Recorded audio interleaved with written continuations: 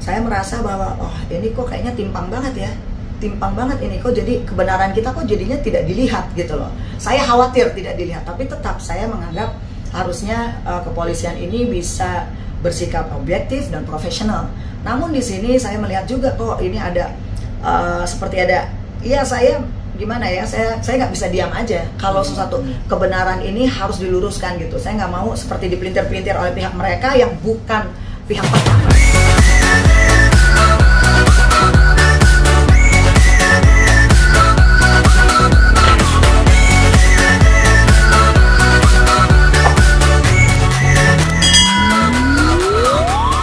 Itu kami masih sedang melakukan BAP di tengah-tengah gitu ya.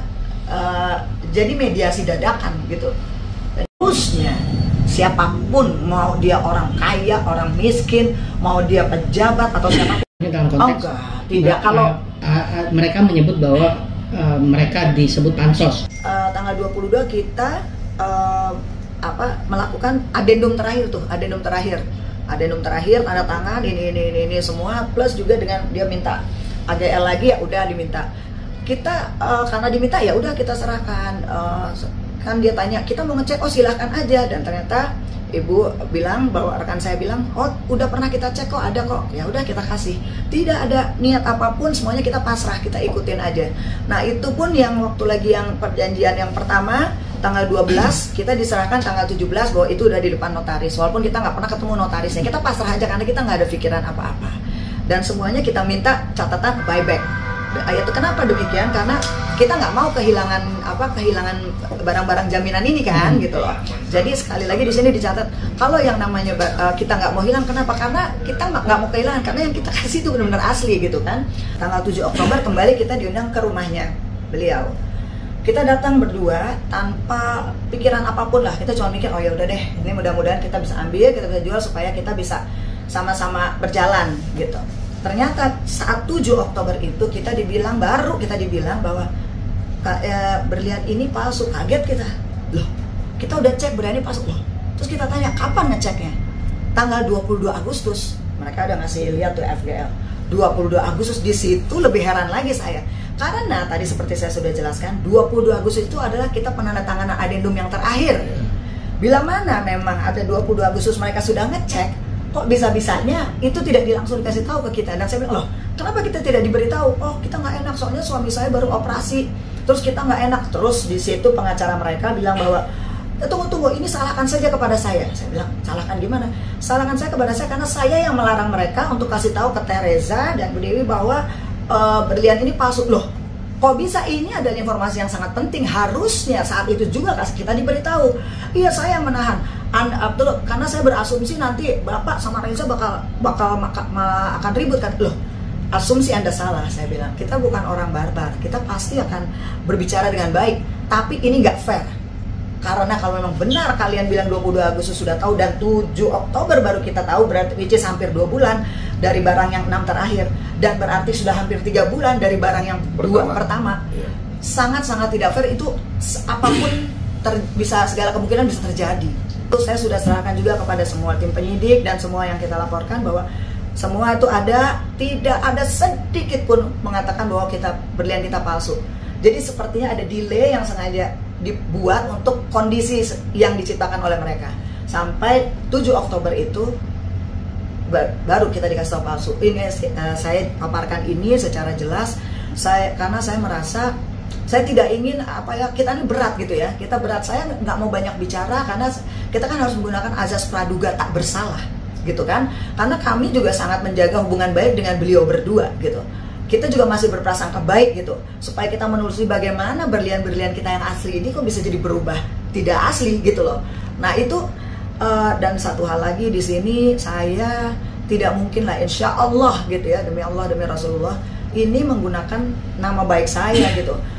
Dan udah gitu mana mungkin saya menjual atau melakukan transaksi dengan orang dengan cara menggadaikan nama baik saya, melepas barang palsu kepada orang yang juga punya toko berlian.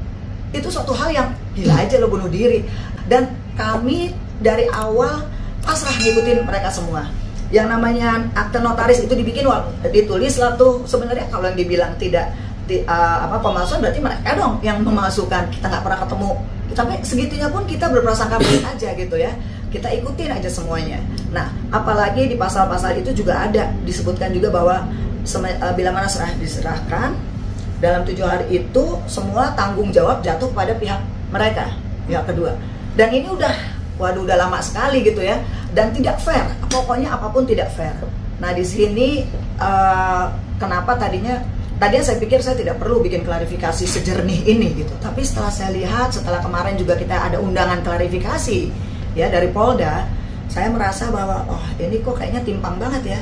Timpang banget ini kok, jadi kebenaran kita kok jadinya tidak dilihat gitu loh. Saya khawatir tidak dilihat, tapi tetap saya menganggap harusnya kepolisian ini bisa bersikap objektif dan profesional.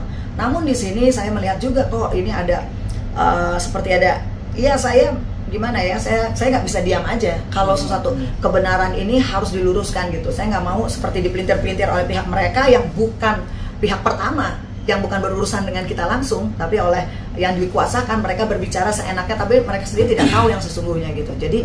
Jadi saya ingin luruskan dengan sebenar-benarnya, karena terus terang ini menyangkut kredibilitas nama baik saya, dan rasa-rasanya hina sekali ya kalau saya melakukan sebuah penipuan di usia saya yang sudah 51 tahun ini gitu, dimana saya sudah membangun karir sepanjang itu gitu ya.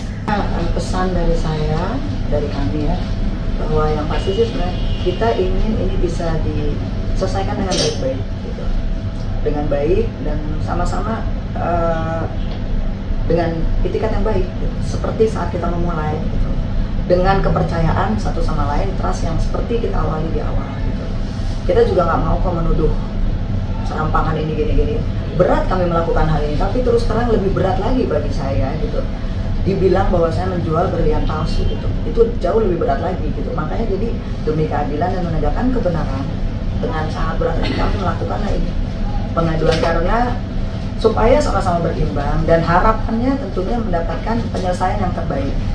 Semoga saya masih punya kesempatan ketemu langsung dengan beliau berdua, kita sama-sama bicarakan, dan insya Allah kita sama-sama bisa menemukan titik terang gitu. Tadi kan sudah dijelaskan sama Tereza. Pelaporan Tereza yang di Bareskrim, apakah 1 laporan atau 2 laporan, Mbak? Dan pasal yang disangkakan terhadap terlapor pasal berapa dan ancaman berapa, Mbak? Baik, di Bareskrim itu kita laporkan saudara IM dan suaminya Datu KM. Tanggal 6 November. 6 November kita sudah laporkan 2024. Pasal berapa? Pasal yang kita persangkakan dalam laporan itu adalah menyangkut 378, 372, 55, 64. Untuk yang laporan kedua sendiri gimana, Bang? Dan kapan itu? Laporan yang laporan cuma 1 atau 2? Di Polda kabarnya ada laporan lagi, benar apa tidak?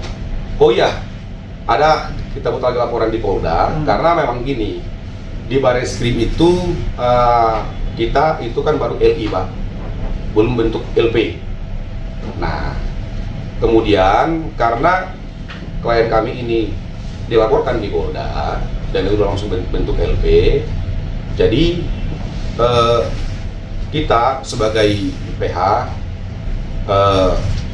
harus berusaha membela hak dan kepentingan daripada klien kita. Di Polda Metro kita LP di tanggal 8 November. Pasal yang disangkakan dan ancaman? Pasal yang disangkakan